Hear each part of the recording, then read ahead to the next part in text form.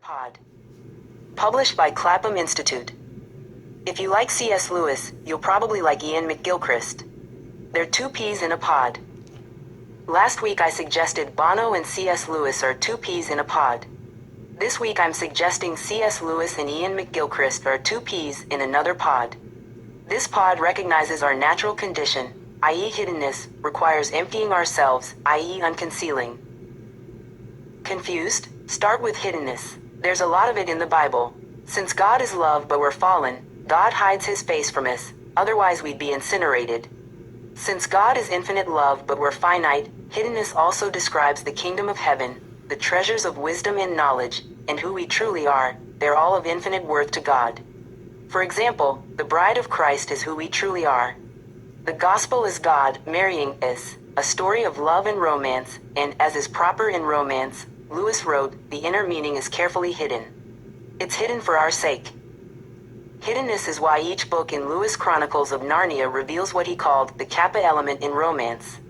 He took the first letter, kappa, from the Greek word krypton, meaning hidden element, to describe the secretly hidden atmosphere of the gospel as a love story. It's hidden in the sense that it's present everywhere, but nowhere explicit. Now consider Ian McGilchrist. Hiddenness suggests that what is understood by the right hemisphere is likely to be uncomprehended by the left. 1. That's because the right's approach is as a privileged listener and respondent to whatever is out there, including God. The right hemisphere is passive, contemplative, listening to the voice of God. The left hemisphere is active, figuring stuff out, trying to grasp who God is. But this overlooks how Jesus did not consider equality with God a thing to be grasped, but emptied himself. Emptying ourselves is what is called unconcealing. Heidegger wrote about this, but who reads Heidegger? McGilchrist does. Heidegger said being, i.e. God, is hidden, so things as they truly are, the good, the bad, and the ugly, have to be unconcealed, which happens to be the strong suit of the right hemisphere, not the left. The left hemisphere prefers control, trying to figure out God and ourselves. As a result, notions like hiddenness and unconcealing are incomprehensible to the left hemisphere. Which brings us to C.S. Lewis. After coming to faith, he was introduced to what Jason Baxter calls deep conversion, or unveiling. 2. This is emptying or unconcealing, both of which go against the grain of control. Control presents an obstacle to loving God, for it seeks to keep things shallow, never experiencing deep conversion. This was Lewis' temptation. This is my endlessly recurrent temptation. To go down to that sea. I think St. John of the Cross called God a sea, and there neither dive nor swim nor float, but only dabble and splash, careful not to get out of my depth and holding on to the lifeline which connects me with things temporal. 3. Lewis' words reveal the fear of a complete unveiling or deep conversion.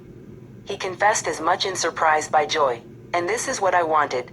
Some area, however small, of which I could say to all things, this is my business and mine only. 4. It's worth noting a bride is unveiled during her wedding ceremony. This depicts the gospel, yet a bridegroom and bride unveil even more of themselves on their wedding night. This too depicts the gospel. We're betrothed to Christ, preparing to be presented as a pure virgin to Jesus at our wedding so that we may enjoy the fullness of salvation.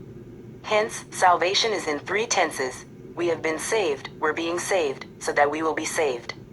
All 3 involve deeper degrees of unveiling or deep conversion, the fullness of salvation. And that's why I imagine C.S. Lewis and Ian McGilchrist as two peas in a pod. It's a pod that recognizes our natural condition, hiddenness, requires emptying ourselves, unconcealing. Seems to me every Christian ought to be a pea in this pod. 1. Ian McGilchrist, The Master and His Emissary, The Divided Brain and the Making of the Western World, Yale University Press, 2010. 2. Jason M. Baxter, The Medieval Mind of C.S. Two peas in another pod. Published by Clapham Institute. If you like C.S. Lewis, you'll probably like Ian McGilchrist. It's hidden for our sake. Hiddenness is why each book in Lewis' Chronicles of Narnia reveals what he called the kappa element in romance. He took the first letter, kappa, from the Greek word krypton, meaning hidden element. Eat thus. Want you to catch on to the clues.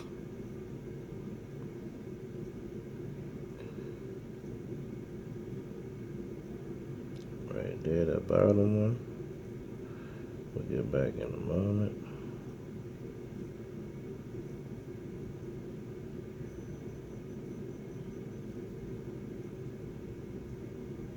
Okay, here we go. So, get there really fast.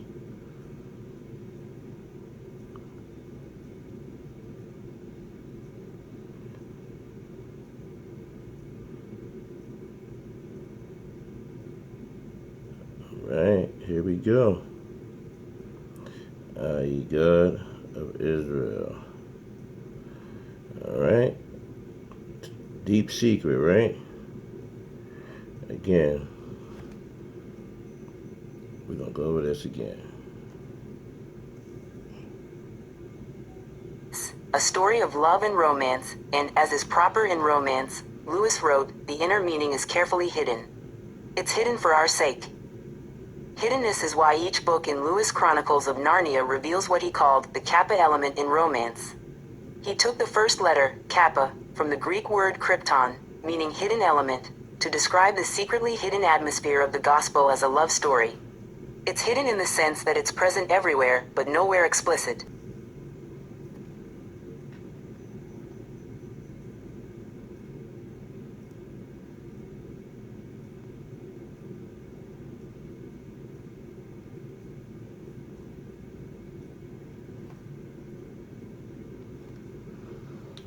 Eat thus far. Ye God.